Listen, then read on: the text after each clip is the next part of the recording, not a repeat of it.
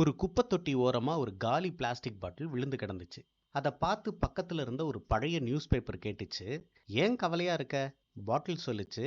அண்ணே, ஒரு வாரம் முன்னாடி வரைக்கும் நான் ஒரு காஸ்ட்லி ஜூஸ் பாட்டில் என்னை கையில வச்சிருந்தப்போ எல்லாரும் ஸ்டைலா பார்த்தாங்க. இப்போ உள்ள ஜூஸ் எதுவுமே இல்லை. தீந்ததுனால என்னை ஒரு குப்பைன்னு வீசிட்டாங்க. எனக்குள்ள இப்போ ஒண்ணுமே இல்லைண்ணே, நான் வெறும் எம்டி தான் அப்படின்னு சொல்லிச்சு. அப்ப அங்க ஒரு சின்ன பையன் வந்தான். அந்த பாட்டிலை எடுத்தான். வீட்டுக்கு எடுத்துட்டு போய் அதை சுத்தமா கழுவி பாதியா வெட்டி அதுல கொஞ்சம் மண்ணை போட்டு ஒரு சின்ன செடியை நட்டான். அப்ப அந்த பாட்டில் ஒரு குப்பை இல்ல, ஒரு அழகான செடி தொட்டி.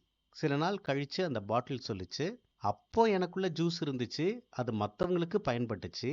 ஆனா இப்போ எனக்குள்ள ஒரு உயிரே இருக்கு.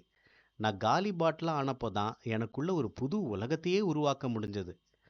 நம்ம வாழ்க்கையிலயும் சில நேரத்துல வேலை போயிருக்கலாம், காதல் போயிருக்கலாம், இல்லனா எல்லாமே இழந்துட்டு நான் இப்போ எம்டியா இருக்கேன்னு தோணலாம்.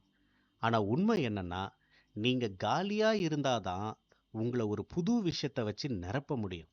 முடிவு அப்படிங்கிறது அழிவில்லைங்க, அது ஒரு புதிய தொடக்கத்திற்கான இடைவெளி. ஜப்பான்ல கின்சுகி அப்படின்னு ஒரு கலை இருக்கு. ஒரு அழகான பீங்காம் பாத்திரம் உடைஞ்சு போயிட்டா அதை தூக்கி போட மாட்டாங்க. அந்த விரிசல்களை தங்கத்தை வச்சு ஒட்டுவாங்க.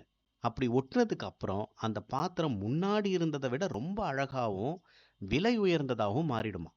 அதாவது வடுக்களும் பலவீனங்களும் தான் ஒருத்தரை ஸ்பெஷல் ஆக்குதுங்க. நம்ம பசங்க நிலைமையும் இந்த பாட்டில் மாதிரி தாங்க.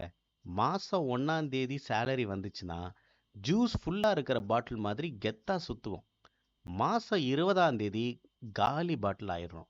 அந்த நேரத்துல காலி பாட்டில் ஆன நம்ம கிட்ட இருக்கிற ஒரே திறமை 10 ரூபாய் கடனுக்கு 100 பொய் சொல்லுவோம் பாருங்க. அந்த திறமையை வச்சு ஒரு சினிமாவே எடுக்கலாங்க. நீங்க காலியா இருக்கேன்னு கவலைப்படாதீங்க. உங்களுக்குள்ள ஒரு நந்தவனத்தையே உருவாக்க போறாங்கன்னு சந்தோஷப்படுங்க. நான் உங்க ஃப்ரெண்டா இருக்க. என்ன லைக் பண்ணுங்க. என் கதையை ஷேர் பண்ணுங்க. என்னோட மத்த ஃப்ரெண்ட்ஸோட கதைகளை டெய்லி கேட்க சப்ஸ்கிரைப் பண்ணுங்க.